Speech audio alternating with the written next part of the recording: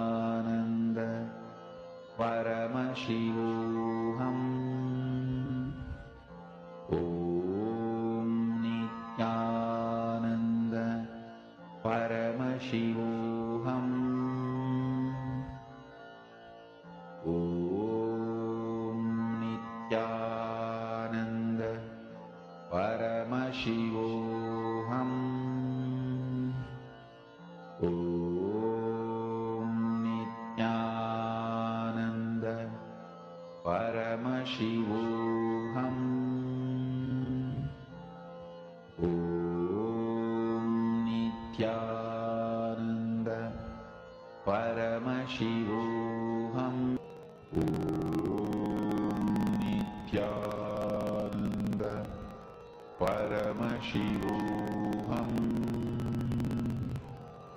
Om Nithyananda Paramashivoham. Om Yes, Nithyananda Nithyananda to all the participants. Paramashivoham. Slowly introduce yourself.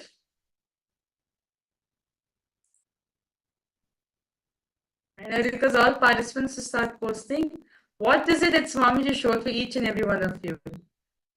This time, please do not use your logic. Whatever Swamiji showed, please post it in the chat. Okay. Taste, a bit sour, smell, a bit vanilla flavor, feel is soft. Okay. Toyoya, Rahul Kanaya. Ma Grazina, how about you? Ma Agora Rupi. Okay, Ma Shobana. Blue crystals. Okay.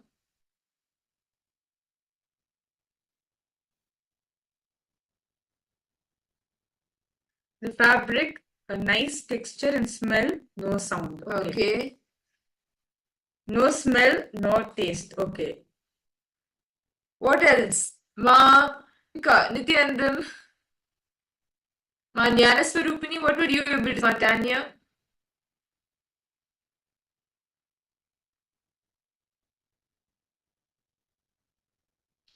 Ma something soft, I think it's logic, pomegranate. Okay. Okay. So beforehand it's a Rahul Kanaya saying, I think it's logic, ma. Anything you saw, why don't you post it, Aya? Anything else that you saw, heard, tasted? Okay, that's nice. Verified. Oh, how about you, Maananda Gorini? Maananda Gorini, yes, I request you to post.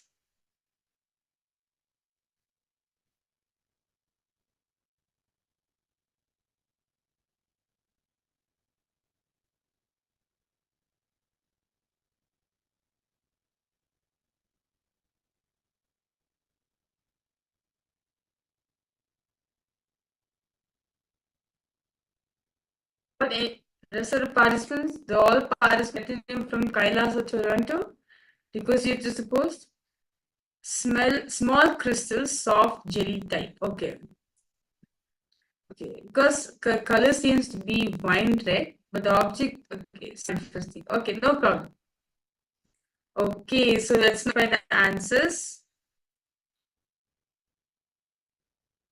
So for all the participants, the image which was being projected for all of you is the raisins. So the taste is sweet tart, touch is dry and soft texture, smell is floral, fruity, and there's no particular sound for it. So let us now see who have manifested. Okay. Hope it's not the pomegranate, it's the raisin. Well, Rahul Kanaya, you manifested it. Yeah. It's sweet. Okay, the taste, quite a few of you have got Rahul Kanaya and Ma Priyatmaswarupini. And okay, well, Saroja saw pomegranate. Okay. Raisins, okay. Okay, a bit sour, yes. Sometimes the raisins are a bit sour, very true. Sometimes the raisins are a bit sour. So that's very nice. So Rahul Khanna and Ma Priyatmaswarupini, both of you manifested. Ma Grazina, you too manifested, Ma. That's nice. Okay. So that's a very beautiful round of power manifestation we had. So let's now move ahead to the next session. The next session is actually a very powerful session, which of us are going to be getting initiated into today. As today, just in this session, right, Swamiji spoke about the Sattva Tattva, how the strategic existence, the static matter, and dynamic activity on the sea. As Swamiji says, right, in the earlier sessions, what all of us are understanding that just by cognizing the form of Bhagavan Mahasadashiva, our brain gets rewired. In this session, Swamiji is going to be expanding about the power of rewiring your brain. How it is possible just through visualization alone. So let's now listen to this revealed by Swamiji.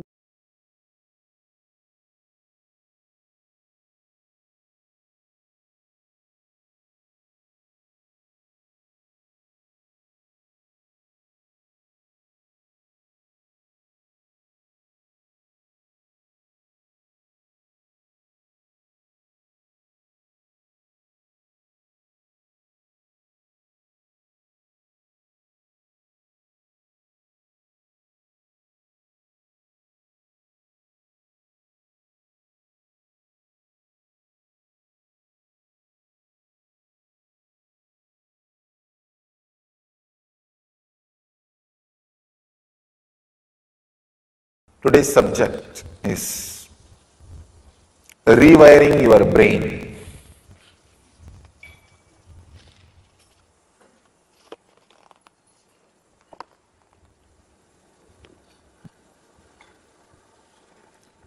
Some of the Shastra Pramanas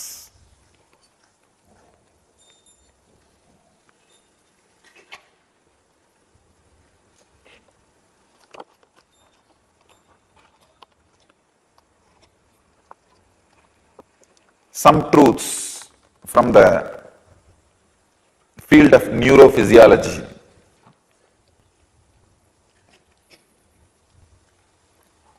It's from a website, yogajournal.com. Samskaras or engrams create mental grooves in the brain like a riverlands in sand that let water run in certain patterns. They say each time we react in a certain way, for example, getting angry, we strengthen the power of the pathway. It's a one truth.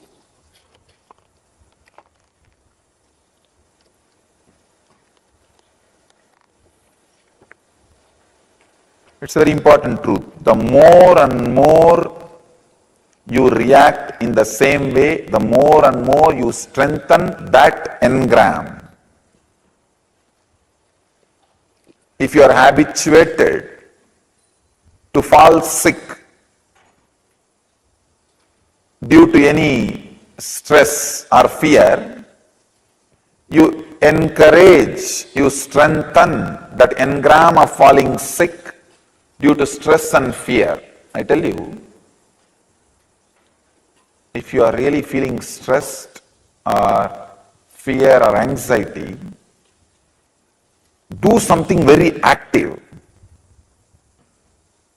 Either cathartic meditation or kind of an intense weightlifting, activating body. I tell you, you will create a new engram. So whenever fear or stress happens in you, that whole thing gets converted as energy, useful energy. Instead of that staying in you and making you weak and disease, that same thing can be used as energy.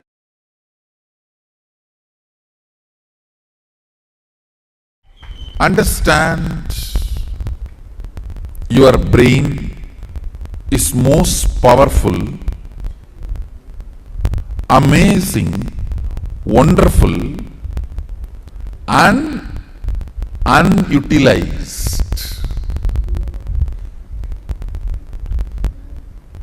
component of your system. I'll repeat. Your brain is amazing, most powerful, unutilized.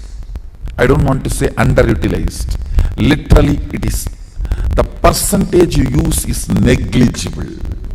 It's like if you have 100 acres and you are using 2 square feet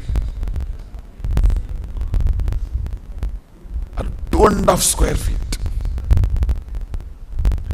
We can't say underutilized. We only say, we have to say literally unutilized.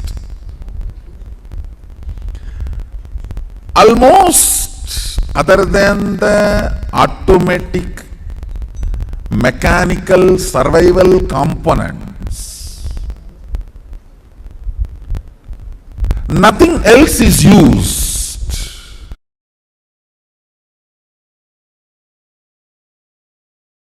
Please understand, just by birth,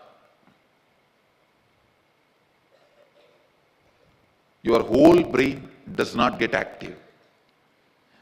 The part of the brain which controls your breathing, your blood circulation, these all start functioning just by birth. That is why they are called mechanical parts of the brain. Your breathing, your blood circulation, your speaking, all these mechanical activities. The mechanical parts of the brain is only awakened, only that part is active just by your birth. But your brain is hardwired for 400 unique powers. Mahadeva describes very clearly. That is what I call non-mechanical parts of your brain.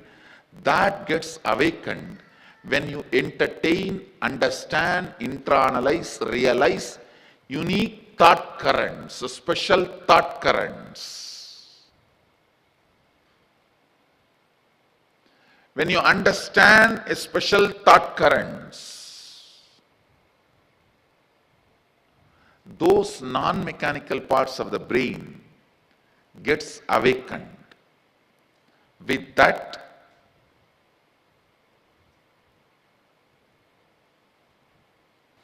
wake up call, nothing else. Now if I give a pause during the satsang, suddenly people wake up. Otherwise they feel what I am talking is like a lullaby. If I give a small pause, they understand something is wrong. Listen.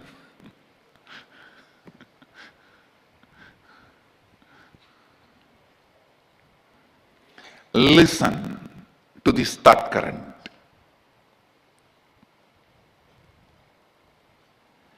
When you internalize this thought current,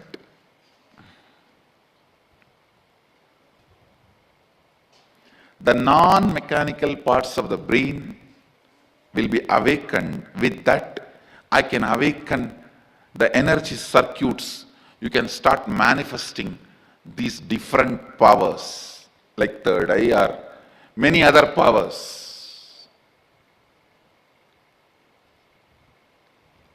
Listen carefully.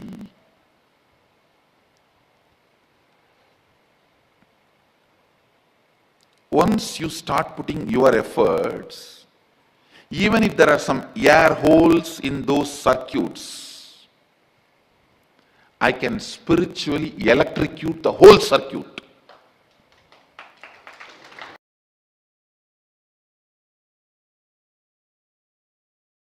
As neurophysiologists say, each time you react in a certain way, you strengthen the power of the pathway. So each time when the river runs in that same rivulet, the rivulet becomes more deeper. So the river running in that same direction becomes more stronger, more permanent. Same way, in your brain also you have so many rivers.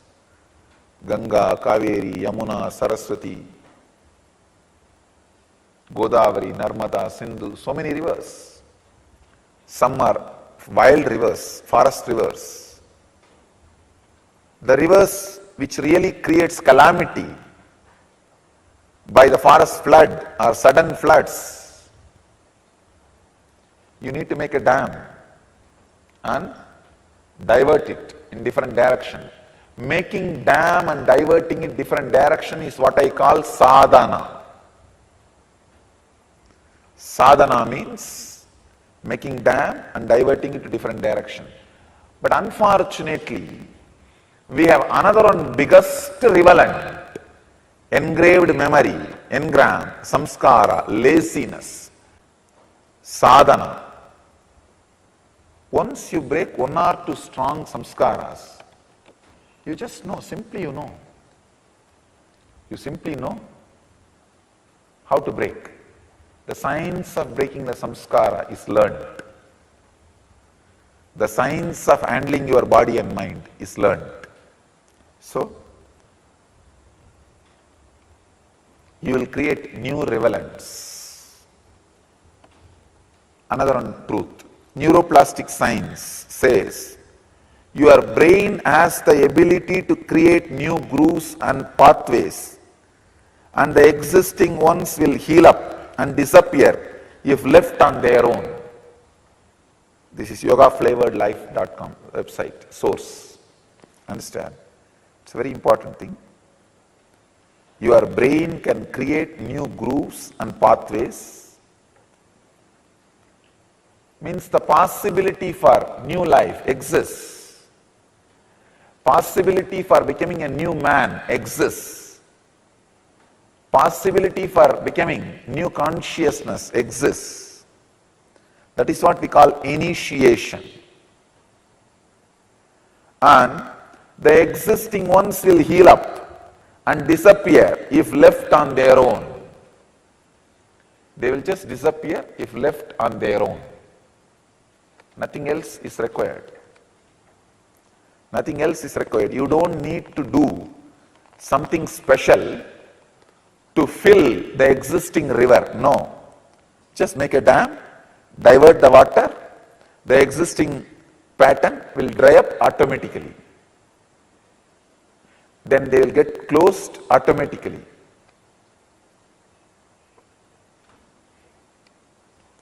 Scientist Debbie Whitmore says, the science of neuroplasticity focuses on how the brain can rewire itself to forge new connections and break cycles of negative thinking and acting.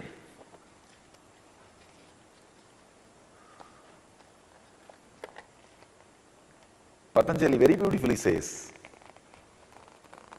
if you are suffering with some particular engram, just create the anti-engram, anti-emotion.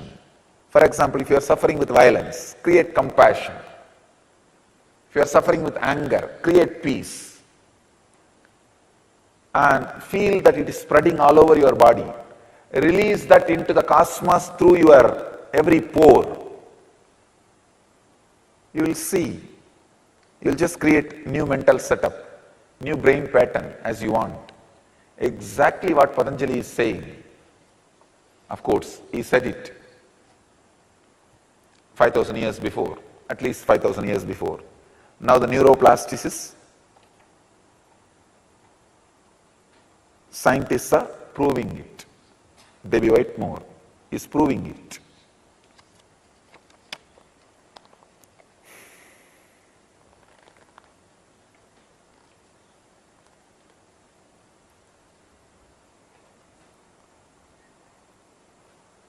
Again, one more report, study done on yoga. The regular practice of yoga is the perfect formula for creating a new, deep behavioral grooves in the brain that take advantage of neuroplasticity. Just as I was telling now, working on the body, straight away working on the body, uncompromising way, breaking the laziness system. Let us understand this truth, rewiring your brain for success. Please understand,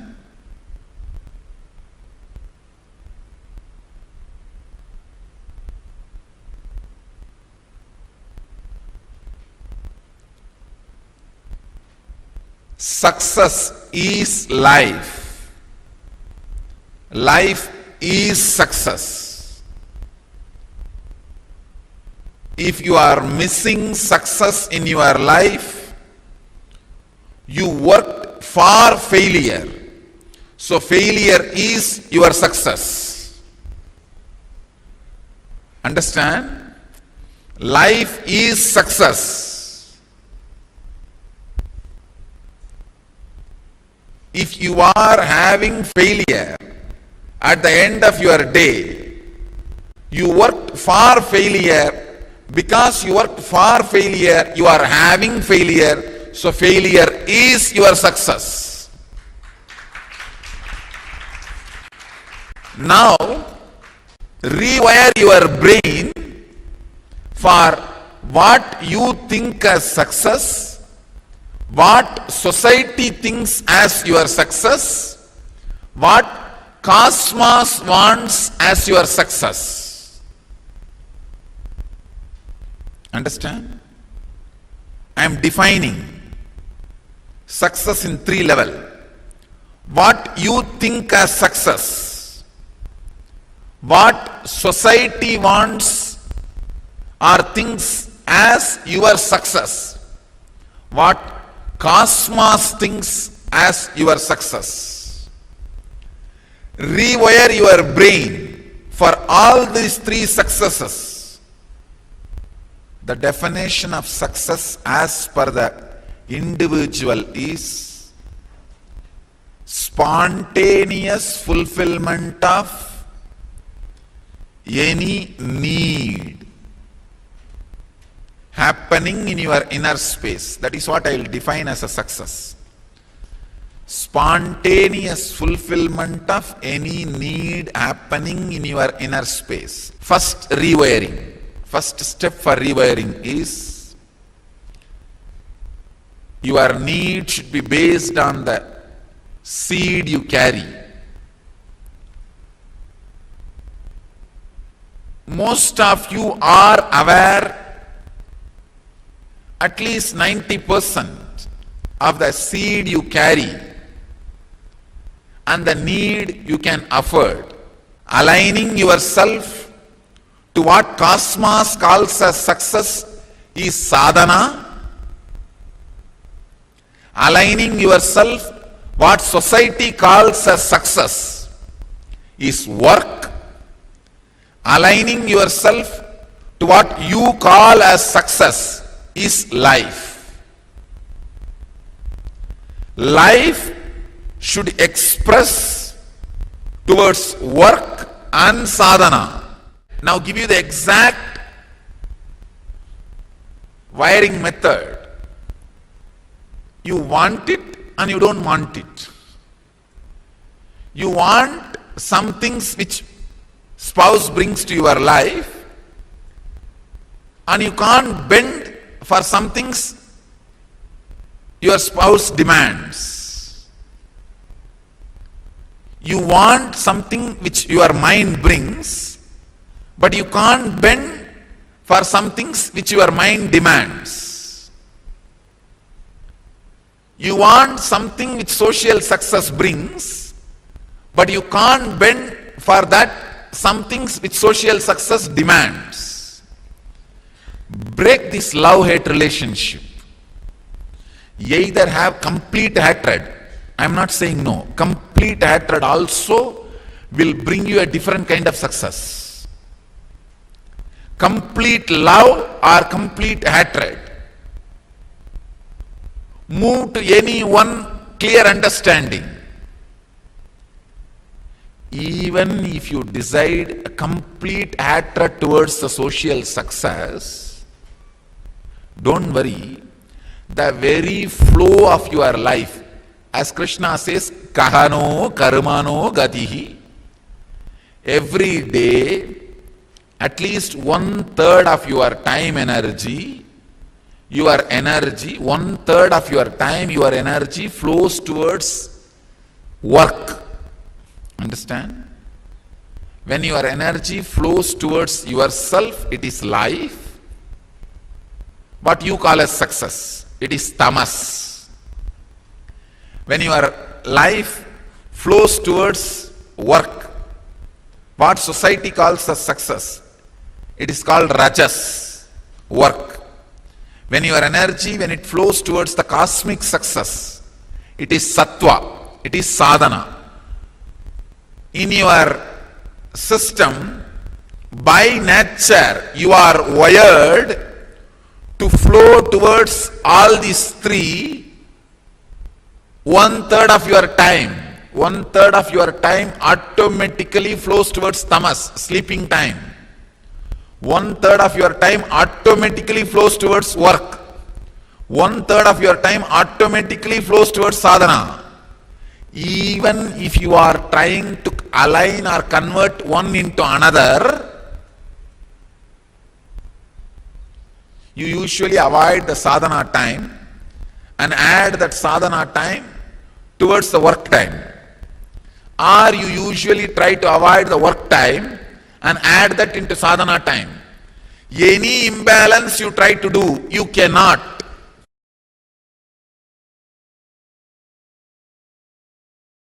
The subtle brain grooves get developed based on your thinking pattern. That needs to be completed. Before 30, the strong grooves don't get developed.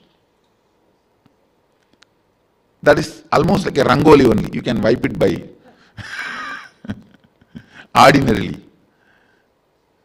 But after 30, it's almost like they say in Guru Gita says, whatever Brahma writes with the hand, Guru wipes by leg. Brahma writes by hand, Guru wipes by leg. So this is the wiping I am supposed to do. The subtle grooves you develop in your brain with your toxic mental setup. So what I am trying to convey with these few statements, every idea, thought current you cherish in your brain creates certain map. If that map can be taken out and inserted on somebody, it is called circuit. If you cannot take it out, it just dies within you, it is map. If it can be taken out and inserted on somebody's head, it is circuit. For example, you cherish a thought current. Let the whole world be blissful. Let Sadashivatva happen. These thought currents create certain electric signals in your brain, certain map.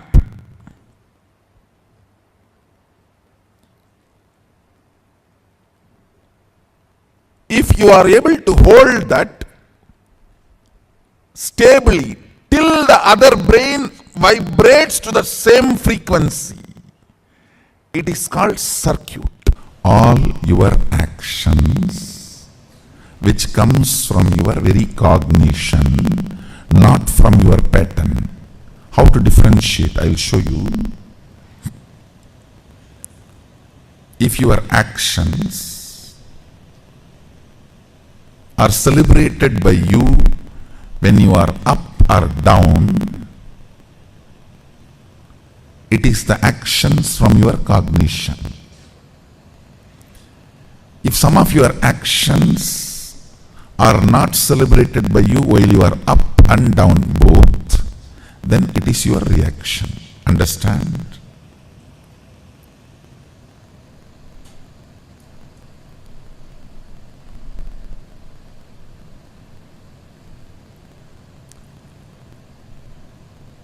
If your action can be celebrated by you throughout the fortnight, it is from your depth, cognition. For women, even one night. It is from your depth. You don't need to wait for a fortnight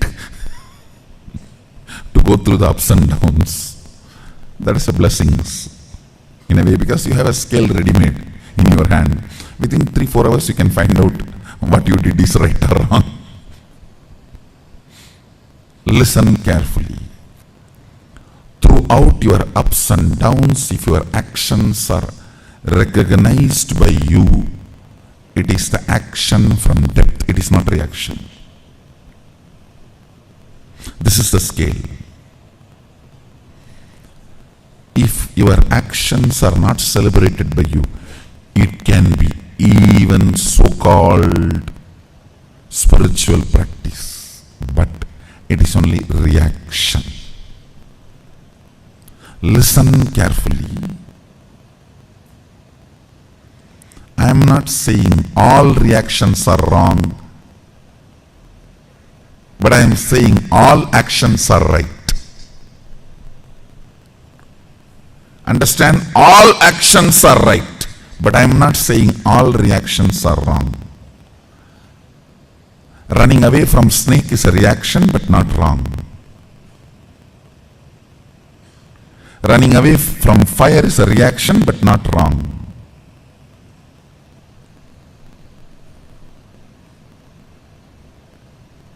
All actions are right, but all reactions are not wrong.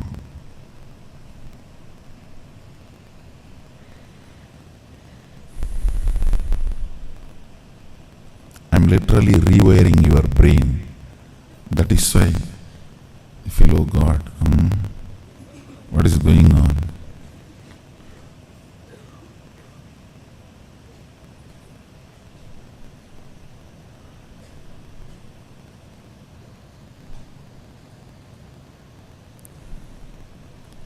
Today every statement I uttered, if you contemplate, you will develop a thoroughly new neurology.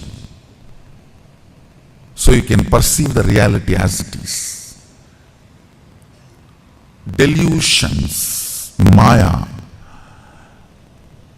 need to be handled with nuclear bomb, not with a surgical instruments. No. It need to be demolished, not surgery performing. No. When I am building a new neurology, that will be done almost like a surgery performance, surgery precision, not 1 inch this side, 1 inch that side. But when the delusion need to be removed, it's a nuclear bomb. Just drop and destroy the whole area. So that's what I'm doing. Listen carefully. When you are planning to go cranky, dash, dash, dash, dash, dash, dash, dash, be conservative. Have lot of sensor scales. Is this situation really wants me to go cranky? Is this situation really wants me to go crazy? Is this situation really in need of me getting overwhelmed? Is this really demanding that I should get stressed? Only then things can happen. Understand? Every time you get stressed, you wash your neurology with the pitta layer, which takes almost 2-3 hours of bliss to remove the effect. I should say at least 2 hours of bliss, Shaktipada, is required of one stroke of stress. Ignorant, tired, agitated, dull head can never capture the subtle truths or the subtle qualities. Because he cannot imagine, he won't enjoy. Because he doesn't enjoy, he can't visualize. Ability, the brain's ability to catch the subtlest visualizations come by a long practice of internal silence. what I call unclutching or meditation. Understand? By the tremendous internal silence, your brain develops the capacity to capture the most subtle visualizations. Ability to capture the most subtle visualizations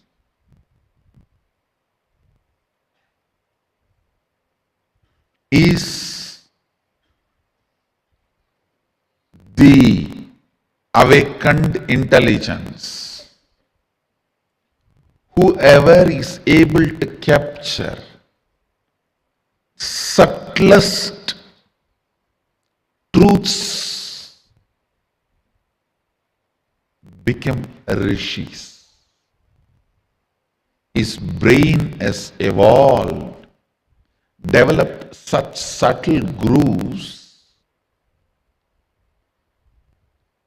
It started reflecting the cosmic truths.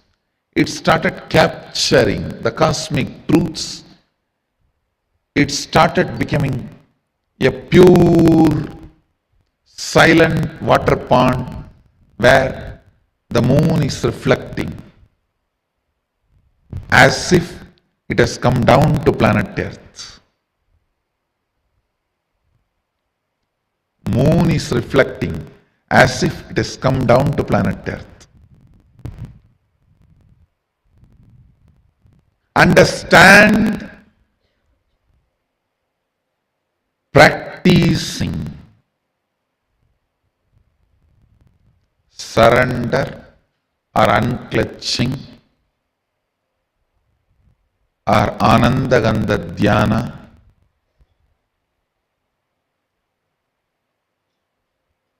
complete completion. All this not only brings peace into your heart, it raises the subtlety of your brain grooves and your brain's ability to capture the higher truths.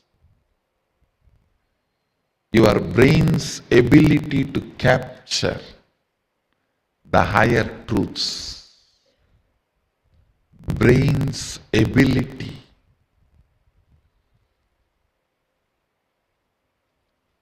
to live the higher truths.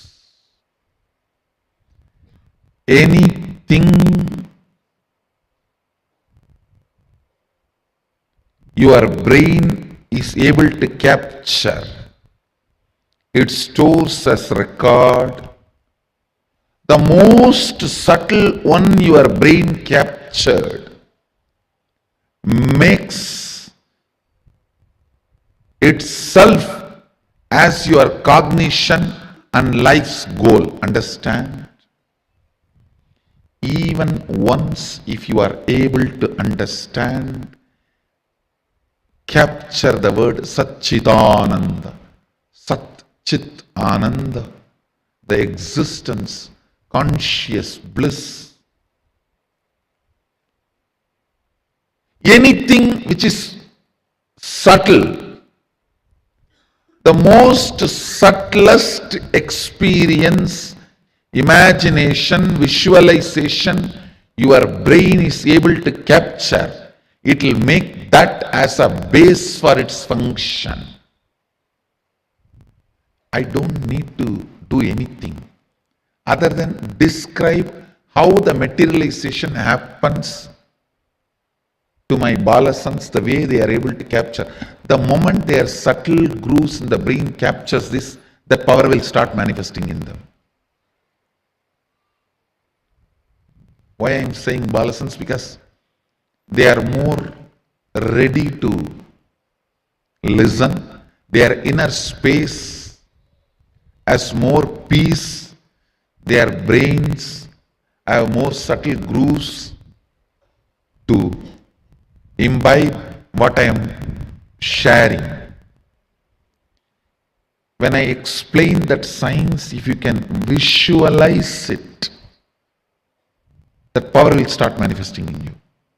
Because anything your brain can visualize, it will make that as your basic functionality. If I can explain moving from one body to another body, astral travel, and your brain is subtle enough to capture it, visualize it, you will start manifesting that power. All powers are like that only. You just need the completion space and Guru who properly makes your brain grooves to catch it. From my experience, I tell you, all the people whose mother tongue is the language with multiple option words, for example, just for this one, Sanskrit may have 300 words. The multiple option word mother tongue people have a very high developed brain groups. From my experience, I saw. So in a way, I will say, for example, if you utter a word cow, and the time it takes for the English person to grasp the visualization of the cow, and a Sanskrit person, ko, and the time it takes, at least 100. Means the person who knows the Sanskrit catches it less than 100th time with a more precision, because the words there is wide option. So brain by its nature requires to be in high alert when you handle that language.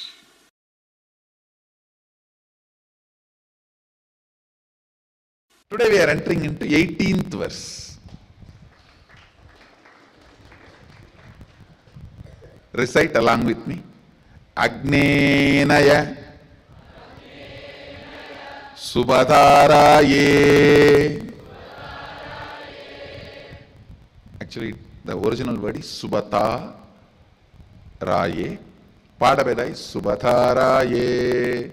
That's the way I heard from my master. So I'll retain the Padabedam. So in our Sangha, we will retain the Padabedam as I heard from my masters, because they are from village and they had their raw pronunciation. I just wanted to keep that as a my respect for them. Subhatharaye Asuman Vishwani. Understand? Asman is the original verse. The Padabedam is Asuman. The af u. Asuman Vishwani Deva Vayunani Vidvan Yuyotyasm Majju Puranamena Bhuyishtam De Namavuktim Videma Agne Naya Subhata Raye Asman. So Padabedam, listen. Asuman. It should not become full su. Asuman Vishwani Deva Vayunani Vidvan Yuyot Yasmajjuhu Ranamena Bhuyishtam Te Nama Uktim Videma Agnenaya Supataraye Asman Vishwani Deva Vayunani Vidwan Yuyot Yasmajjuhu Puranamena Bhuyishtam De Nama Vuktim Videma Agnenaya Subhataraye Asman Vishwani Deva Vayunani Vidvan Yuyot Yasmajjuhuranamena Bhuyishtam De Nama Vuktim Videma. I'll read out the exact translation. O Agni, the fire god, knower of all our actions and all that is worth knowing, you must take us along the righteous and auspicious path of completion. Please listen. You need to understand this first line. O Agni, the fire god, knower of all our actions and all that is worth knowing, means even the modern science proves when your brain knows something, that area gets lit up. The knowing action happens.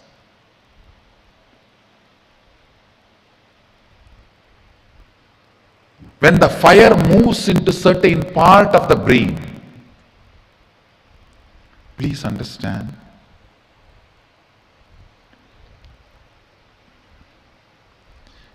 everything may be there outside you.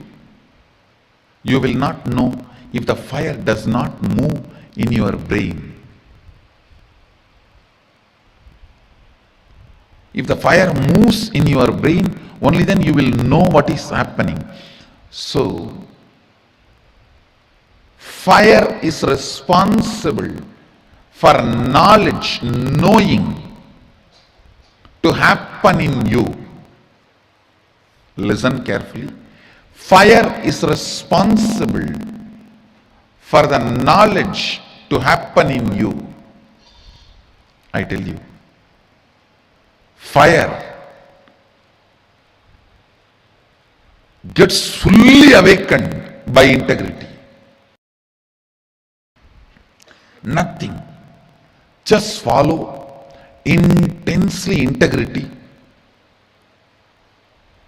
In 12 months, you will have a kind of a fire in you through which you can know anything you want to know. Anything which comes in front of you and you want to know it, you will know it. That fire is called Di. In Sanskrit, we use the word, a single letter, Di. All the ancient languages, fire is addressed as Ti. In Sanskrit, in Tamil, in many of the ancient languages. Listen. Di comes as a gift to you because of your integrity. Just 12 months decide. I will live in the space of integrity. No question of missing. It's just awareness. Awareness practice, nothing else. The Di will be awakened in your brain.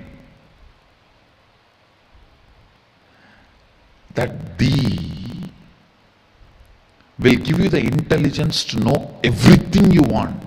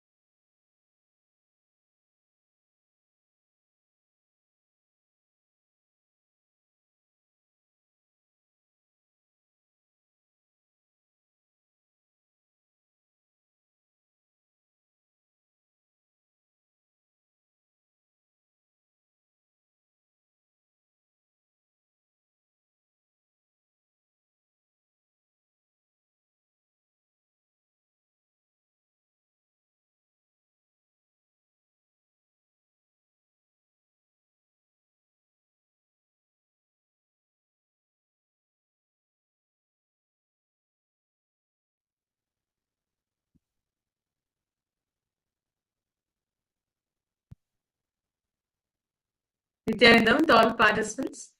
That was a very beautiful session. Swamiji spoke on how to rewire our brain. Can I request each of the participants, what did you understand? What was the click that you got in this session? Actually, very soon, in just a few minutes from now, we will be preparing ourselves for the special Mahakumbh session, which the Mahakumbh Mela is coming up in 2025, and we just have literally 2 months left, and KAILASA is preparing for it in full swing.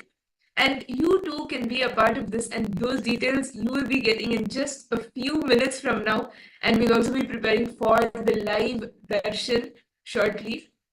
Can I request all the participants to reach out, to take a few minutes, reach out to your near and dear ones, because if you have attended Kumbh Mela, you have tasted Hinduism. If you have not attended Kumbh Mela yet, then you are still yet to taste Hinduism, the juice of Hinduism, what Hinduism actually is. And in just a few minutes from now, we will be understanding exactly that. Every 3 years, Kumbh Mela happens, but only every 12 years, Mahakumbh Mela happens. And after 12 years, on 2025, we are having the Mahakumbh Mela beginning. Yes. So let us now listen.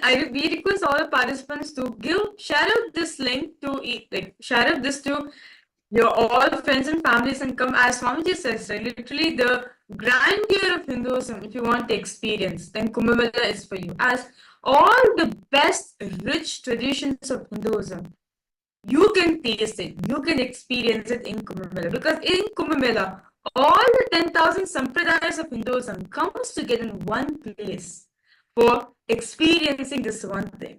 So that's what Swamiji says. If you have not missed, if you have experienced Kumbh Mela, come again. If you have not attended Kumbh Mela, then you should not miss it this time. So we will now entering into this beautiful session where we're going to be learning more about this upcoming Kumbh Mela, which will be coming at 2025. So let's all get ready to prepare ourselves for this beautiful session.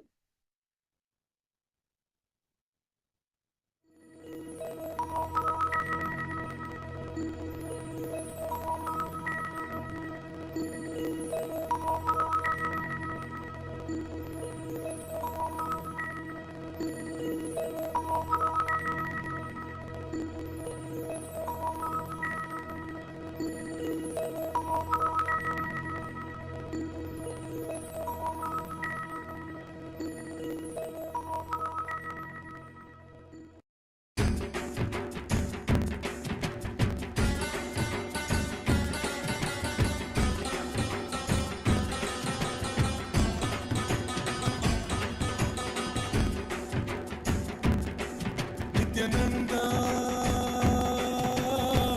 Mana Shiva Shiva Murahara Damar Bhaje. Nithyananda, Mana Shiva Shiva Murahara Damar Bhaje. Jaya Jagadodharana, Jaya Nitya Jagadishwara Harana. Shri Nitya Jaya Nitya Hara Nitya Hara Paramahamsa Shri Nithyananda. Hara Shiva Shiva Murahara Damar Bhaje. Nithyananda, Hara Shiva Shiva Murahara Damar Bhaje. Jaya Jagadodharana, Jaya Nitya Jagadishwara Harana. Jaya Nitya Jagadishwara Harana. Shri Nitya Jaya Nitya Hara Nitya Hara Paramahamsa Shri Nithyananda. Nithyananda, Hara Shiva Shiva Murahara Damar Bhaje.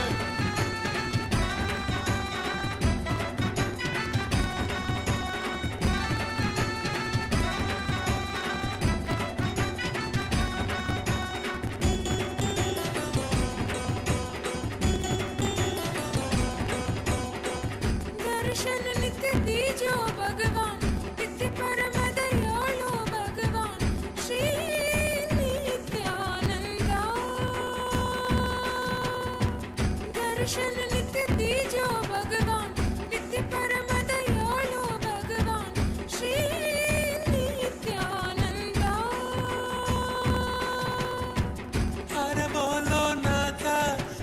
Shambho Nityanand हर बोलो नाथ शिव शंभो नित्यानंद शिव शिव हर हर हर हर शिव शिव नित्य पुरेश्वर हर परमेश्वर जय गुरुनाथ श्री गुरुनाथ नित्यानंद शिव शिव हर हर हर हर शिव शिव नित्य पुरेश्वर हर परमेश्वर जय गुरुनाथ श्री गुरुनाथ नित्यानंद नित्यानंद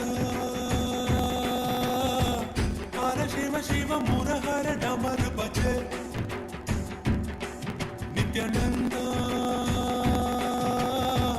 हर शिव शिव मुरहर डमर बजे जय जगदोधरण जय नित्य जगदीश्वर हरण श्री नित्य जय नित्य हरि नित्य हर परमहंस श्री नित्यानंद हर शिव शिव मुरहर डमर बजे नित्यानंद हर शिव शिव मुरहर डमर बजे जय जगदोधरण जय नित्य जगदीश्वर हरण जय नित्य जगदीश्वर हरण श्री नित्य जय नित्य हर परमहंस श्री नित्यानंद नित्यानंद हर शिव शिव मुरहर डमर बजे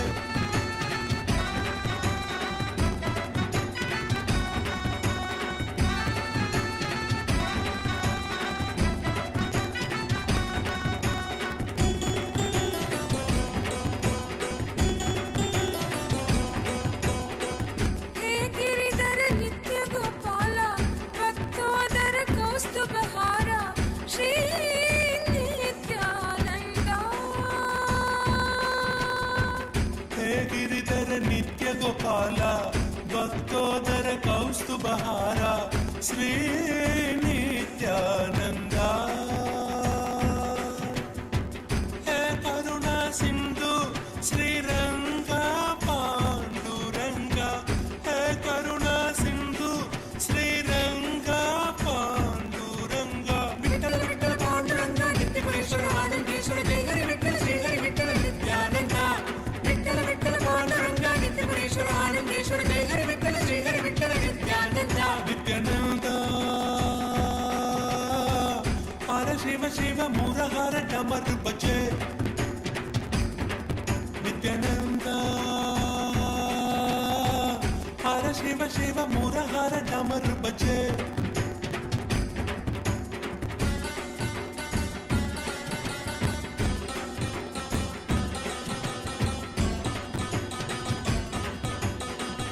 ज्योतिर्मय नित्येश्वरी मां भुवनेश्वरी नित्यपुरी मां श्री नित्येश्वरी मां ज्योतिर्मय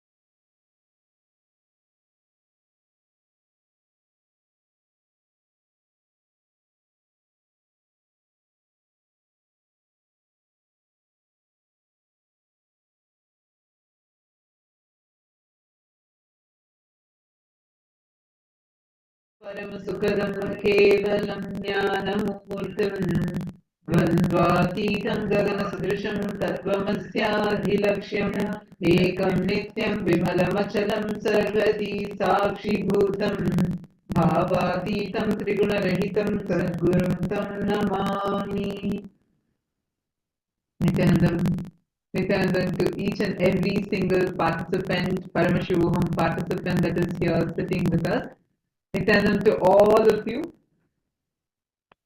Welcome. Today is yet another special day as we all are going to be blessed with a very special live darshan of Swamiji. Today we are going to be having some very exciting blessings and exciting special blessings directly from Swamiji. So stay tuned, and anyone, if you see that your friends, family members are not here yet, can I request you all to quickly give a quick call and invite all of them? Please take a few minutes, quickly invite everyone, all the participants, Paramashivoham participants that are here sitting with us. Please make sure you are here on the camera, settled down. And anyone of your friends, family members that are not yet here, because now in few more minutes we are going to be having the live darshan beginning.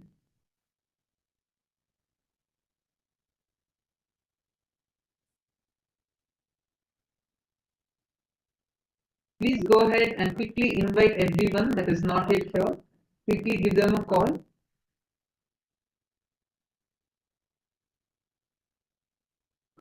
All right, now it's time for us. Today, all of us, every one of us here, are going to be learning and experiencing the Kumbh series. Literally, learning about what you can experience in Kumbh Mela. Over the last few days, we've been learning so many amazing sciences about Hinduism, how exactly Kumbh Mela, what is Kumbh Mela, what is the significance of Kumbh Mela, and so on. And each time, whatever we are experiencing in Kumbh Mela, right, whatever you're going to experience in Kumbh Mela, all that we're learning right now, it is directly we are going to be experiencing, actually we are all going to be learning experientially, tasting what Hinduism is, experiencing the best of Hinduism, the best possible way in your life. So all the participants that are here, we welcome all of you for today's segment. And so each one of you that are here, please take a moment and share with us here in the chat. How does it feel for you over the last few days, all that we've been learning about Kumbh Mela? How does it feel for you when you listen to it? When you listen and when you see about Kumbh Mela, when you hear about what Swamiji has revealed about Kumbh Mela, how does it make you feel? Like, what does it make you feel like? Wow, to experience the various different aspects of what Kumbh Mela is. I request all of you to take a moment and please let us know in the chat. Kumbh Mela is all about you tasting Hinduism, you experiencing all the different sampradayas, the different sects of Hinduism, experiencing, tasting all of them as a reality, experientially understanding how you can apply Advaita in your daily life.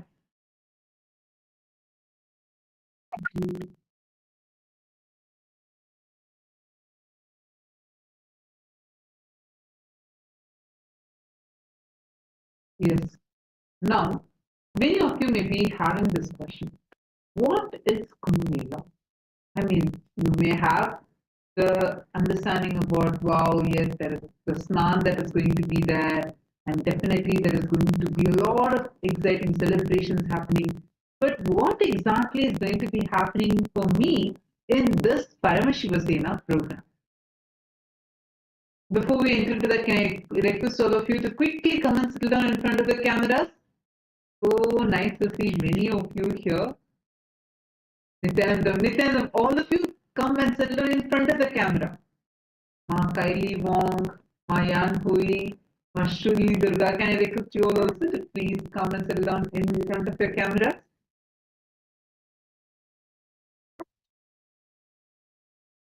See, I just wanted to share with all of you. Many times you may be having this question in you about, you may have this question as to what am I actually going to get during this Kumbh? Why this Kumbh? What exactly am I going to be getting during this Kumbh?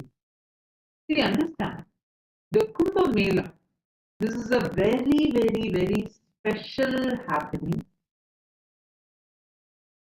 for, especially for all the participants who are signing up as Paramashiva Seva. You are getting to be the ambassadors of Paramashiva. You are going to get the training to be an ambassador. What is that being an ambassador of Paramashiva mean? See,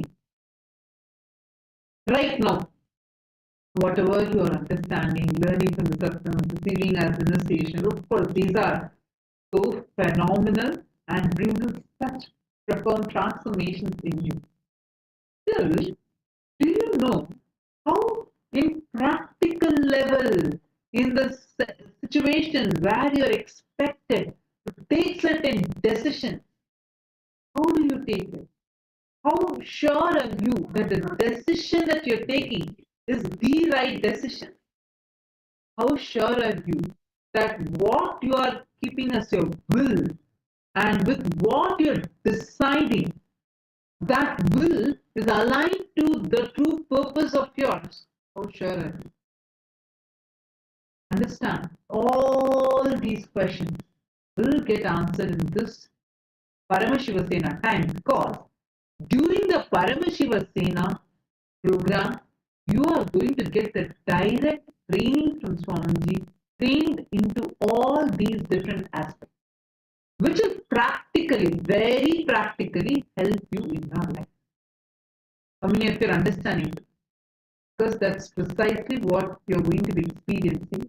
This is the experience you will get as most authentic, user-friendly version of Sanatana Hinduism. Literally, today what all of us are going to be experiencing, what all of us are going to be learning. See, all over the last few years, we've learned, listened to Swamiji's revelations on Shakti, on Navatattvas, Navakanda Yoga Samadhi, so many extraordinary things. But Paramashiva Sena is going to be that program where you can experience this in your life practically, where you can apply Advaita practically in your life. That is Paramashiva Sena. Literally being part of this Paramashiva Sena program makes you experience the kind of lifestyle that you will live, the experience that you will have, all aspects of your life in every way, how you can apply Advaita, all the highest truths that Swamiji believe, how you can apply that every day in your daily life. That is exactly what you are going to be learning about in the Paramashiva Sena. So this is actually the first in-house program that's happening after 5 years now. So this is going to be very, very special for all of us. If any of you that are having like, you feel like, I have heard so much from Swamiji, I just want to experience it, do not miss Mumbai. Be that. Because everything that you know, everything that you can probably think of, if in Kumbh, you will receive it as your experience. This Paramashiva Sena program is going to be very, very special. And for if you want to know how you can taste this as your reality in your life, how you can apply this as a reality in your life, you should just be there in Kumbh, and you will experience this, the ultimate truths, applying all of this as in your life as a reality to yourself.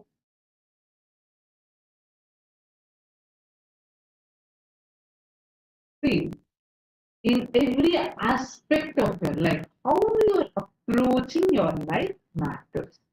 The decision-making mechanism. For example, actually recently Swamiji was having a training. How many of you here have been attending the training sessions with Swamiji? We are having daily meetings with Swamiji, the Paramashiva Sena team. Already is having every day. Swamiji himself is coming and we are having every day meetings and trainings with Swamiji. Like Swamiji is training us. How many of you are there who have already signed up and you're already there, sitting and attending this training session? Please raise your hand. Who all have already signed up to be part of the Paramashivoham program? Raise your hands. Wow. So many of you. That's wonderful. Actually, just wanted to share with all of you, all the others that are here with us. Last few days, Swamiji has been, from the time Swamiji started this, right? The Paramashivoham program was announced and a lot of sign-ups have been coming continuously. Swamiji himself has been continuously conducting meetings, conversations, training sessions, and transforming us, shifting us, completely shifting us into an unimaginable extent where Swamiji is actually initiated. Like, I'll just share with all of you. Swamiji is teaching all of us how the delusion comes inside you. Swamiji is explaining in detail. See, we understand delusion in one extent. Oh, you will immediately say, yes, yes, I know I'm stuck in delusion. Yeah, I need to get out of my delusion. No, the extent to which Swamiji revealed, it was like, oh my God, it's like suddenly your brain just wakes up and you realize in practical level in your day-to-day life how the certain delusory conclusions that you have come to about your life directly impact.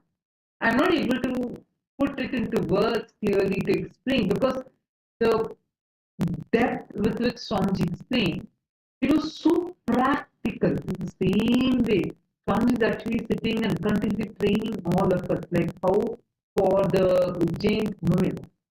Swamiji would personally sit, micromanage every department by department. Literally exactly like that.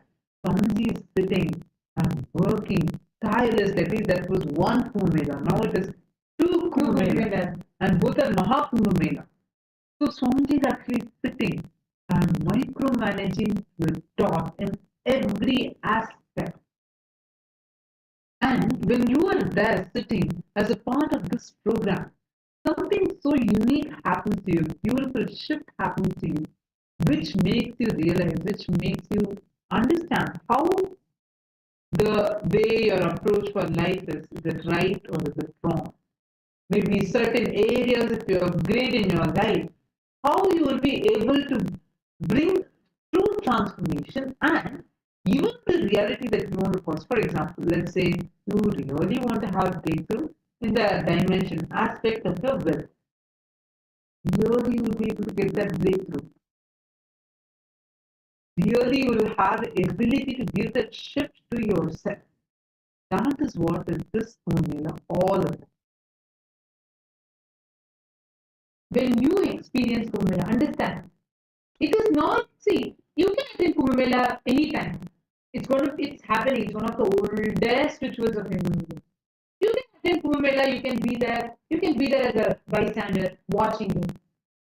Or you can be there as an insider. Hindus, we are so used to being unaware of our roots, unaware of our identity. We do not even know what exactly is Hinduism, the context, nothing. And each one of you that are here, when you experience, when you taste how you can live and apply that reality in your life.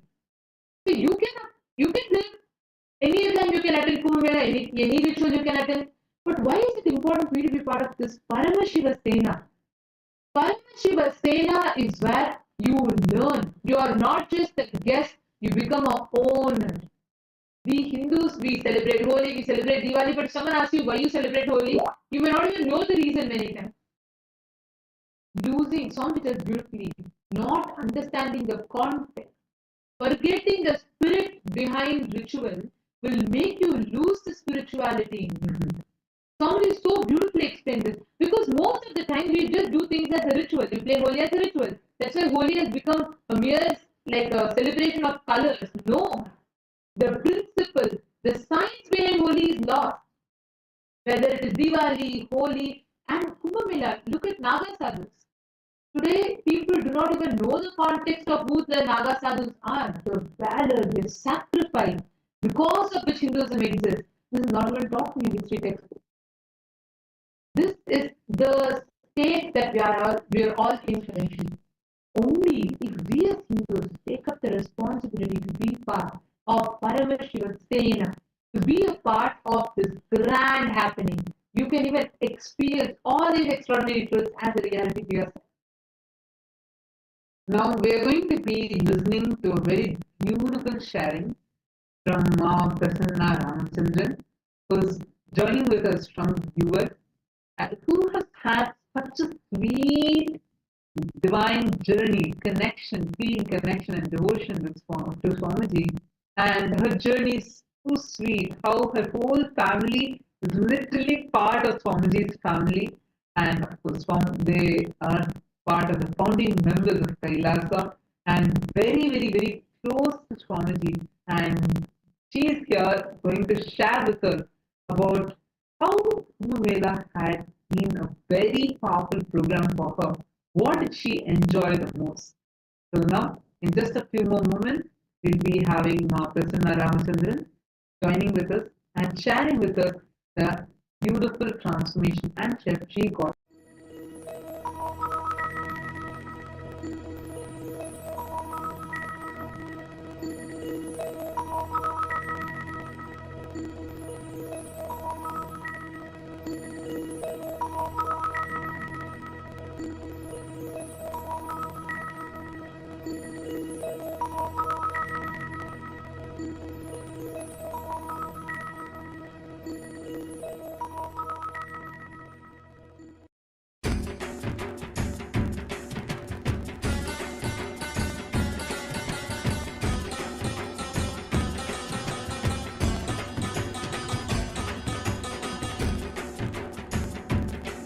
Nithyananda,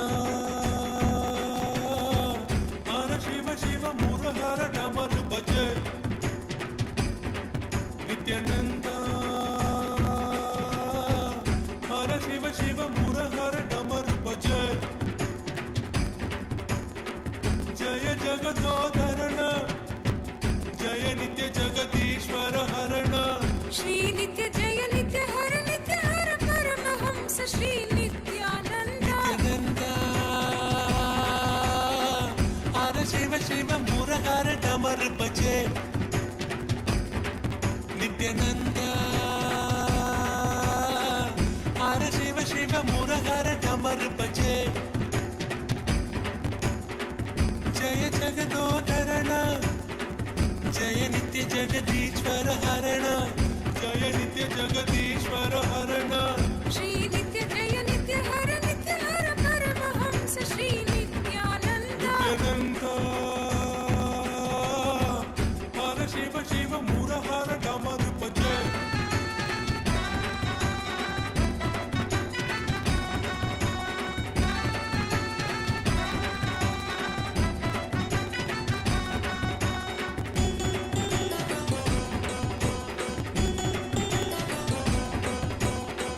Darshan Nitya Dijo Bhagavan, Nitya Paramadayalo Bhagavan, Shri Nithyananda. Darshan Nitya Dijo Bhagavan, Nitya Paramadayalo Bhagavan, Shri Nithyananda. Hara Bolo Nata Shiva Shambho Nithyananda.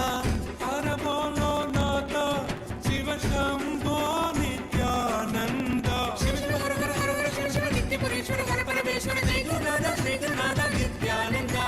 Shiva Shiva Hara Hara Hara Hara Shiva Shiva Nitya Purishwara Hara Parameshwara Jai Gurunatha Shri Gurunatha Nithyananda. Nithyananda, Hara Shiva Shiva Murahara Damar Bhaje. Nithyananda. Nithyananda Prasanna, thank you so much for joining with us today. Nithyananda, it's wonderful to have you here. Thank you so much for joining with us here. And to all the viewers, this is Prasanna Prasanna Ramachandran. Would you like to go ahead and introduce yourself, Ma? Sure.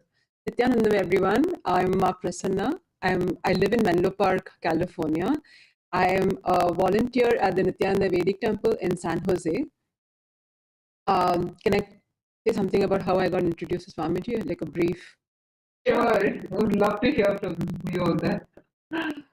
So I was working in Seattle in 2009, and Swamiji was conducting a Kalpataru meditation. And even before we met Swamiji, we were frequent visitors at the Swamiji's temple in Seattle. And my kids were 1 and 3 at that time, and it was pretty overwhelming for us to handle 2 kids who were running around all the time. But whenever we went to the temple in Seattle, the kids would calm down and everyone would come back happy. So we would go there every other day, and they told us that Swamiji is coming in, I think it was November that Swamiji was coming. So we immediately signed up for attending the Kalpataru program, and the kids were very small. So we left the kids with a nanny and we went and attended the program. It was a 1-day program. By the end of it, I was telling my husband that I want to go for the next Inner Awakening program. I don't know how, but I want to go.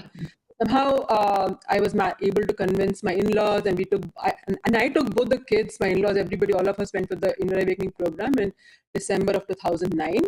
And that was like a life-changing experience, not just for me, for the kids, for all of us in our family. And I came back feeling completely a transformed person. I was hooked to Swamiji's videos. I would watch it all the time. And then I started volunteering in the Seattle temple. And I feel like volunteering in the temple made a huge difference, because I felt like there was a constant connection with the deities and with Swamiji by going there, and the Sangha, which were there to support us through thick and thin. So that was a huge turning point in our lives. And soon after that, we moved to the Bay Area. My husband got a job here, and so all of us moved to the Bay Area. And as luck would have it, there was a Nithyananda Vedic temple in San Jose as well. So I just continued volunteering in the temple, and I'm still volunteering there.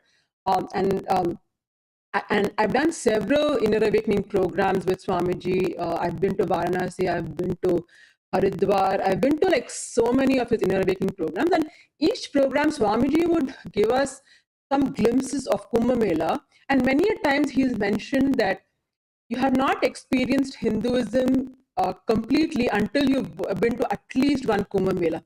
And he would tell us about these, many things that happened during Kumbh Mela, and I would be just listening to him. But like one thing that stuck in my head whenever he would tell us about Kumbh Mela is that I have not experienced Hinduism unless I've seen Kumbh Mela at least once. So in 2015, there was a Kumbh Mela in Nasik, and that happened to be in September, I think. And by then, the kids' school was in session.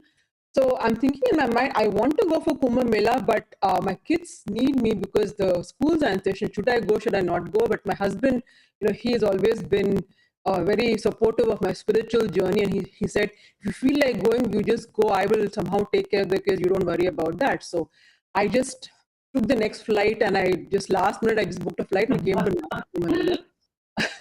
and the arrangements were just beautiful in Nasik. And if you know how Nasik is, there was a lot of rain at that time during the Nasik Kumbh Mela. It was raining very heavily.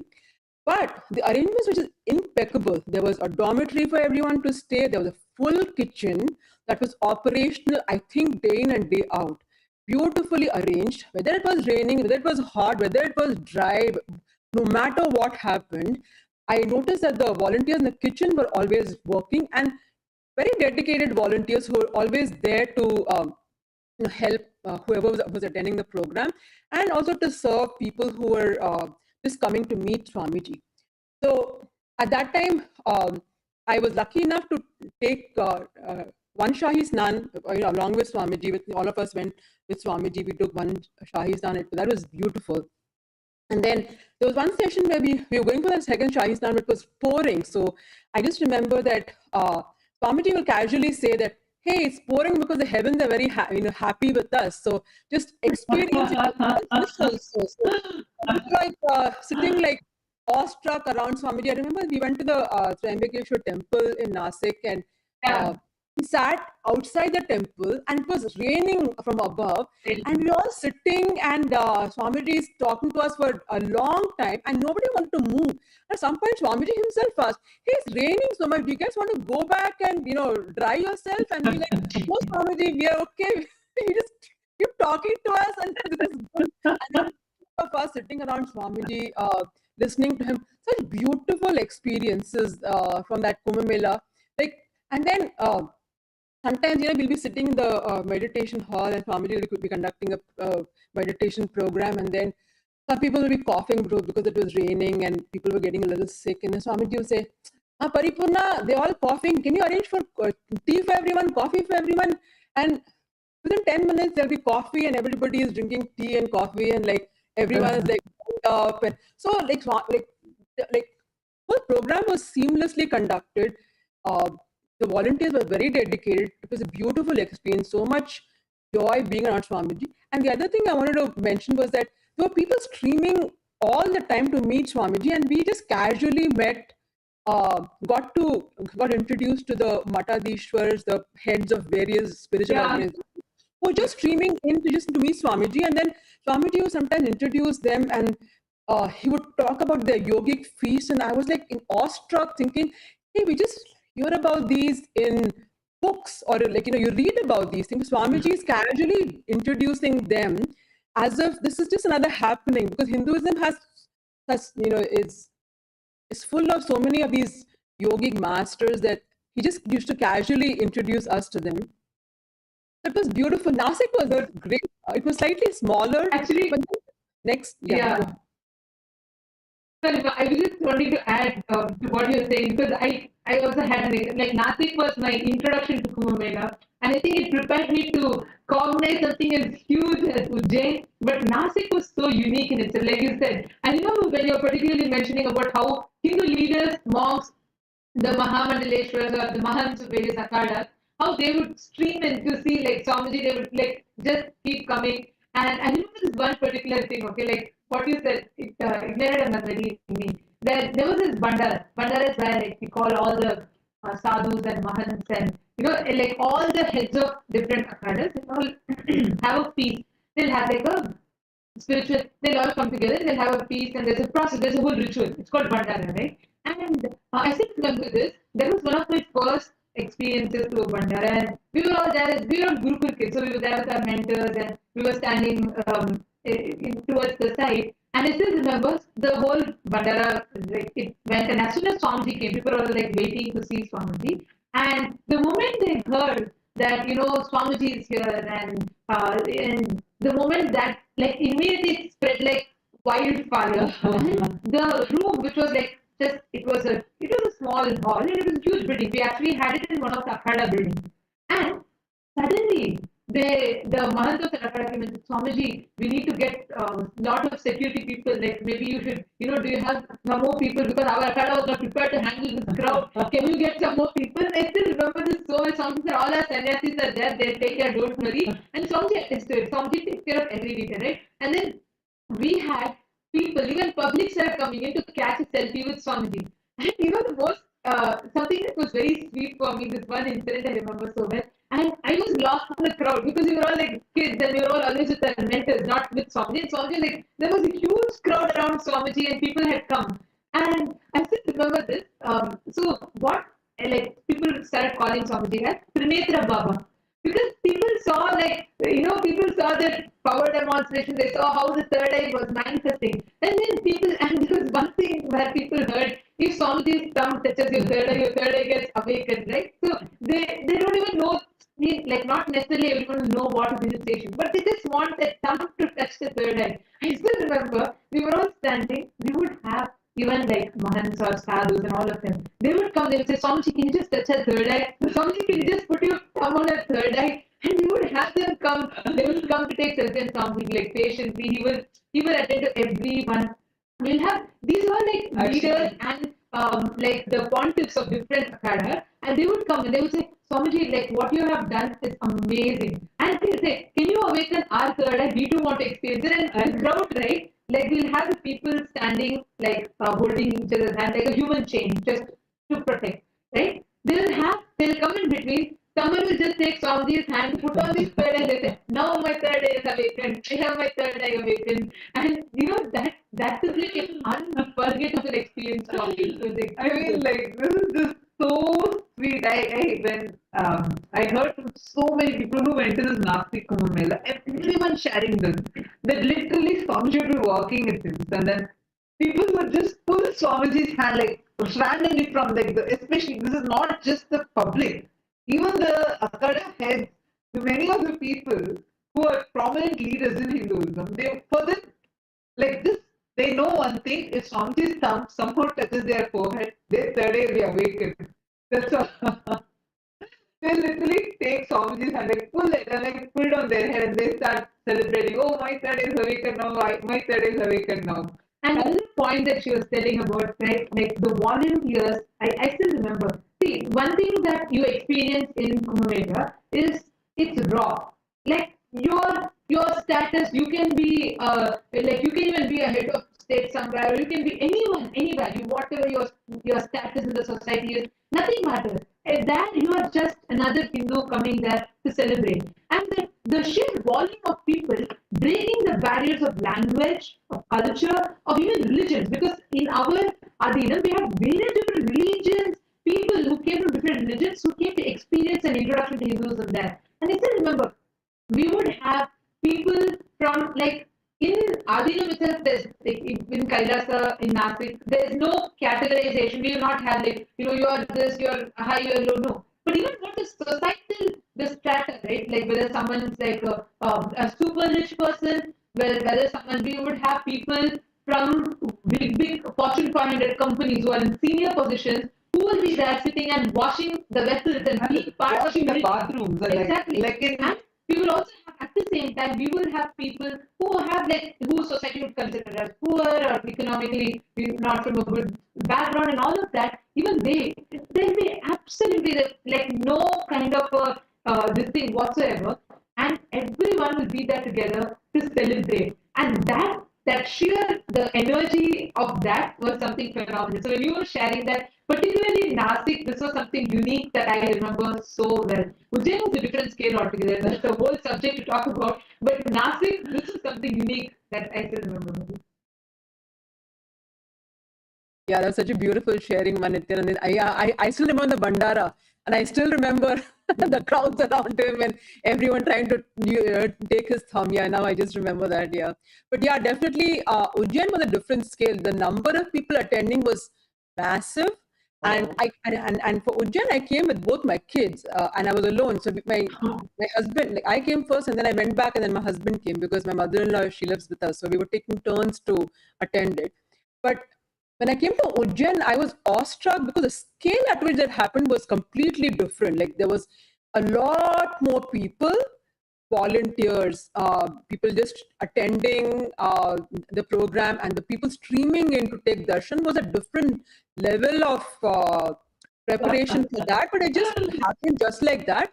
And then I just remember, again, same thing. So at that time, I remember, since this was happening on a much larger scale, there was more need for volunteers to help with cleanliness, food, serving. You could take any responsibility you wanted. But I remember Swami, like we were sitting in the hall, and there were like thousands of people sitting in that tent and like doing third eye manifestation and all of those. And then Swamiji casually said that we need to pay attention to the hygiene and cleanliness, and we need more help outside. And just remember one thing, that if you do any seva in my sangha, which could be as small as serving food to people, as or whatever you think you don't want to do, for example cleaning bathrooms and maintaining cleanliness, doing seva to any of my devotees is the same as doing personal seva to me. So at that time, many people said, okay, we're going to go outside this hall and not and take care of other duties. So there were many people who actually started taking care of the infrastructure that was built, which included the porta potties and the bathrooms, and then there was an entire kitchen that was set up, and this was on a regular ground. It wasn't like a pakka land or something. It was just on a ground.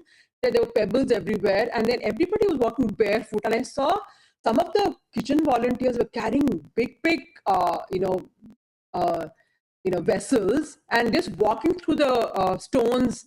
And I'm sure it hurt, but it didn't bother them because they knew that it was something that was special that was happening, and they were there to contribute towards that. So I thought that there I saw that no matter who you are from any strata of society, everybody got together and they were there for one purpose, was to attend Kumbh Mela, benefit from it, also support Swamiji in what he was trying to achieve. And I must mention the evenings were just spectacular. Between 5 or 6 o'clock, people would start coming for darshan, and they would just keep coming. And Swamiji will sit for hours and give them darshan, everybody individually. And then he would tell them, if anybody who comes here has to eat and go. So they would come and then they would go and eat food and then they would leave. And I would just see like a sea of people coming and taking darshan.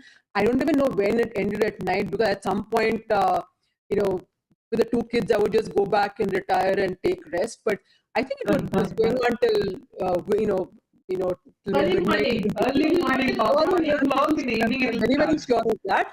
But then the arrangements were like so well made. Like there was dormitories for everyone to stay. Again, food, kitchen was functional. I was also mentioned once it started raining very heavily. We were all sitting in the inside our meditation hall, and this was like something that was like a tent. So it was not a pakka structure or anything like that. It was just makeshift, just for that program. It was done, and then it started pouring, and then it was pouring so hard that the whole area became wet. There was water pouring in everywhere. And then Swamiji casually said, "Hey, this is part of your experience. Just enjoy this." So people just like moved to areas that was a little drier, and and then it was swampy. It was a little messy, but nobody seemed to care. It just felt like, okay, this is part of our experience. Let's just go. And then next morning again, same thing. There was food at the right time for whoever wanted to eat. There's nothing. There was no blockage in any of our normal routine just because there was rain. So everything happened so seamlessly. It was just, and then I've also seen Swamiji also sometimes actually take a broom and clean some stuff, because he thought it wasn't like he expected us to do something that he himself didn't do. If he expected us to help with cleanliness or volunteering, he himself, rolled up his, his sleeves, as he would say, and then I've seen him actually doing some work himself. So that was eye-opening. Actually, not just to add to this, like what you're sharing, right? A few things I wanted to just add. Like, actually, the whole program planning, everything began almost 6 months prior to this. If you remember, see, the Nasik Kumbh Mela, everything got over, and then there was this Phuket, Thailand program, and in Thailand, only in Phuket, Thailand, we had Swamiji actually got dengue, if you remember. So there are, and right after that, the blood platelets level hit so low, and anyone in that position would be bedridden. They can't do anything. But for Swamiji, though, Swamiji was like, even sitting on a wheelchair and still giving darshan. It was like something too much what Swamiji did and what Swamiji's body went through at that time. Despite that, immediately right after that program, Swamiji himself came, started creating things physically. Like, actually, you're saying right about this arrangement, because if you see all other campuses around, any other campus, no campus had the kind of a sanitation level, the cleanliness level, the hygiene comfort that only KAILASA Ujjain had. Nobody else, nowhere else, because for these, Swamiji himself micromanaged to make sure how are these containers, whether the tiles are there in this, how do they work, what size it should be. Swamiji would go start his walk early in the morning. Om